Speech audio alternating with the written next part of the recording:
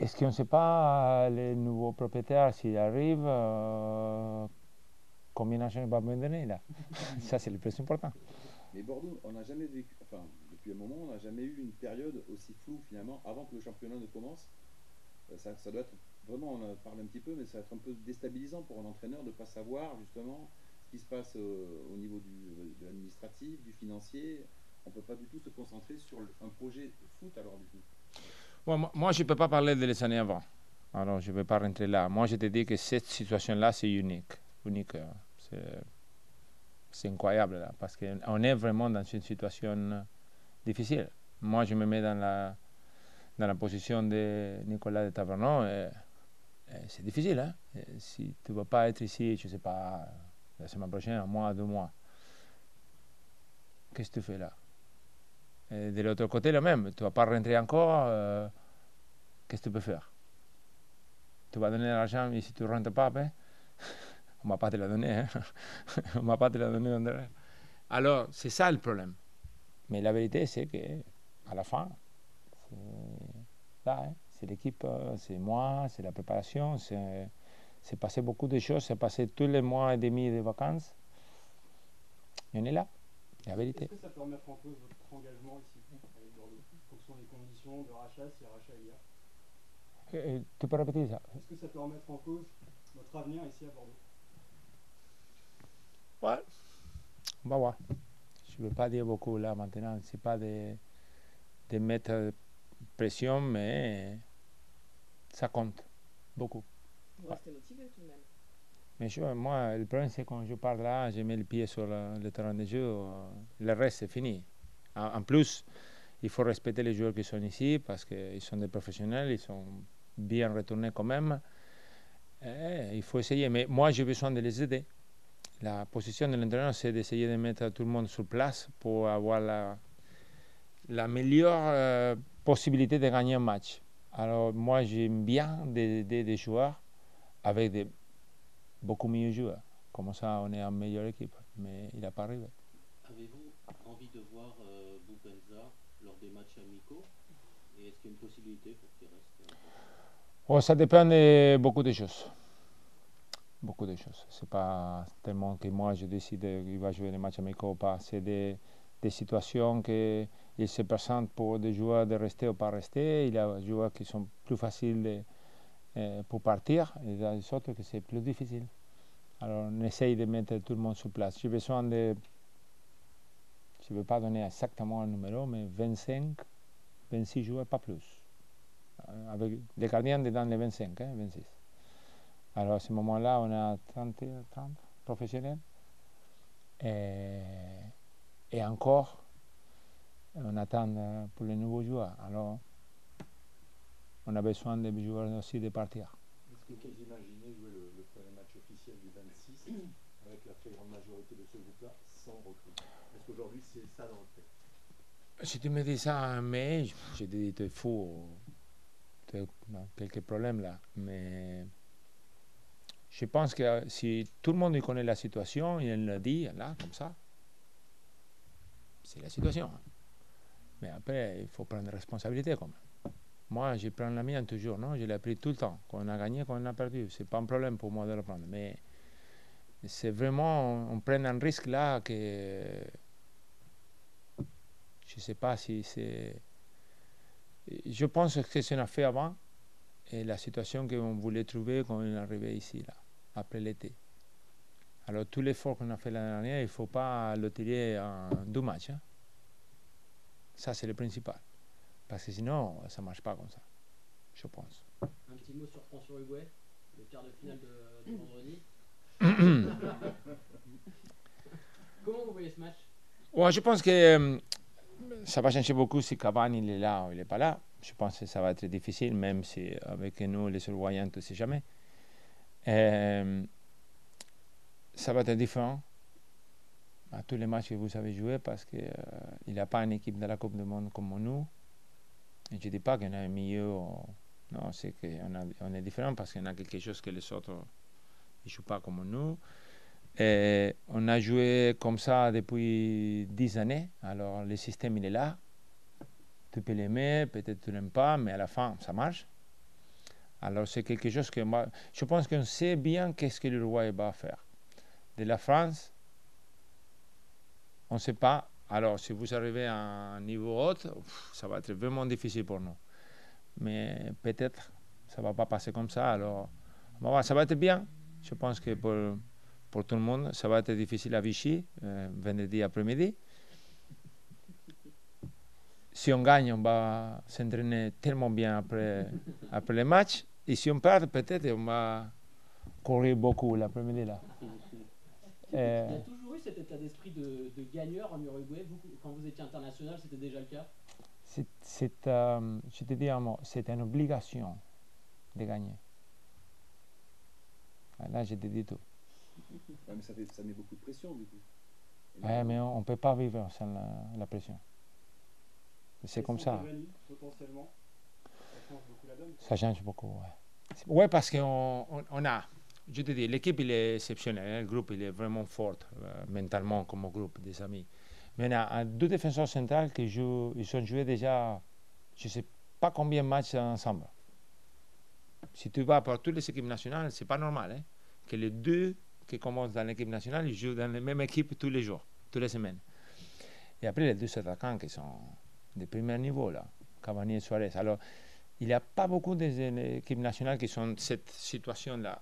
Même le gardien, il a joué plus de 100 matchs dans l'équipe nationale. Alors, on a quelque chose là important. Et le reste, on peut changer 2 ou 3, mais la mentalité, elle est toujours là. Alors, c'est pour ça qu'on est différent, je pense.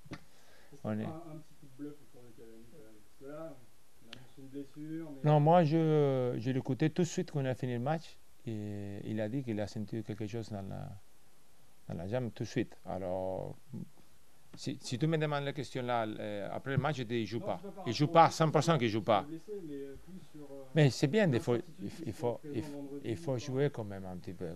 On ne va pas te dire aujourd'hui, il ne joue pas. Comme ça, tu peux préparer le match. Ou le contraire, alors il faut jouer un peu. C'est une ruse en fait, une ruse d'Uruguay. Le fait Ouais. pas de... Ouais. C'est pas trop... Mais regarde, on va voir. On attend. On parle après le match. Alors, qui c'est qui est favori alors dans ce match? Ouf.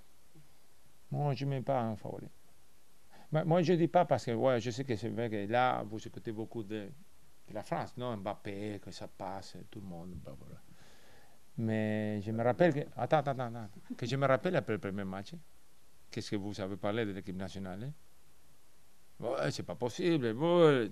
Et là, vous avez passé de 2 points sur 10, 10 sur 10. Non, ça ne marche pas comme ça. C'est les mêmes équipes, avec un petit peu plus de la confiance. Ils sont trouvés en équipe de l'Argentine. Je ne sais pas ce qui s'est passé là-bas. Vous avez marqué 4 buts, mais quand même 3. Alors, il y a quelque chose là, hein, l'équilibre, qui n'est pas là encore. Et nous, on va essayer d'utiliser ça. Griezmann a utilisé plusieurs fois l'adjectif chiant à propos de ce match. Est-ce que c'est aussi un compliment? Ouais, parce que lui, c'est vrai que s'il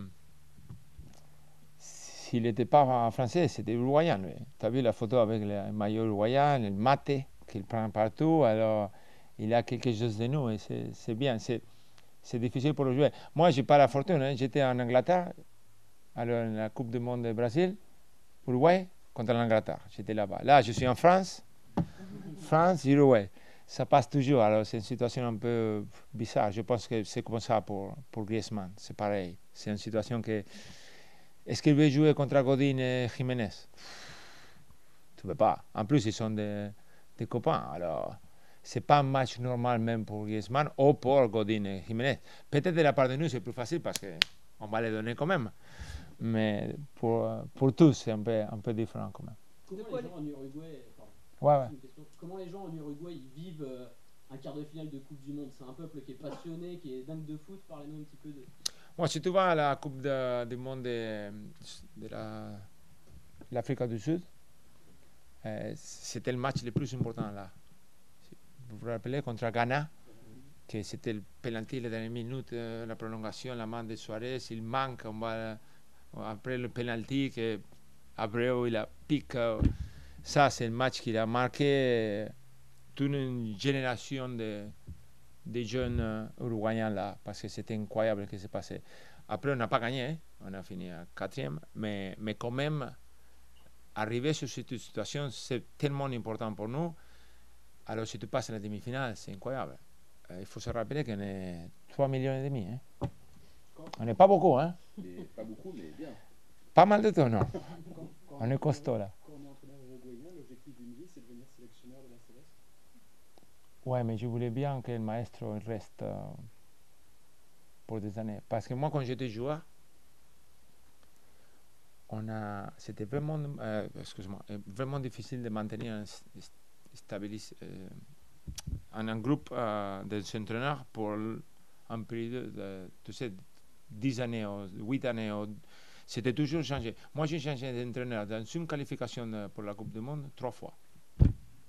Alors, nous, les joueurs, on demandait à l'association, est-ce que vous pouvez prendre une? Et même si ça ne marche pas, laissez-le travailler là. 4 années, ou 5, ou 6, ou 8. Ouais, mais non. Bam, bam. Et là, le maître, il est arrivé, c'est tout changé. Alors, pour nous, c'est, est-ce qu'il peut rester? Est-ce qu'il est bien? Non, lui, personnellement, est-ce qu'il reste? Il ne faut pas parler des prochains entraîneurs. Laissez-le là. Quand il décide de partir, je ne sais pas quand, là, on peut parler. Mais pour nous, c'est toujours la... Tu travailles pour améliorer, pour être des meilleures équipes et pour arriver à l'équipe nationale, bien sûr, à la fin, là. Mais il faut avoir de l'expérience, il faut travailler avec des joueurs top tous les jours, toutes les années. Comme ça, quand tu arrives dans l'équipe nationale, c'est bien. La dernière. Si vous deviez juste donner un conseil quand même aux Bleus, de quoi est-ce qu'ils devraient le plus se méfier? Je ne donne pas de tout les Bleus. Pas de chance là. Non, je dis rien, je ne parle pas. Non. Mais tu sais que si l'Uruguay gagne, on ne pose plus de questions. Hein. Ah non, putain. Comment? Est-ce que vous regardez les matchs avec Roland ou enfin, comment vous les regardez? Bon, le dernier match, je ne sais pas si vous savez, c'était un jour que c'était incroyable.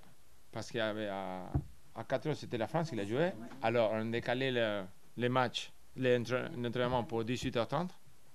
Mais après, il faut que je parte tout de suite à regarder les matchs à 20h. Et ça marche pas les deux, hein. Alors, on a parti, je pense, 10 minutes avant, on était allé sur le Kyriat. Diego, il était sur la réception et moi, j'étais dans le restaurant. Mais on se sentait là, quand on marquait des buts, on était là. Je reviens juste sur votre discours sur la situation du club, qui a été assez rare quand même d'entendre un entraîneur dire des choses comme ça sans langue de bois.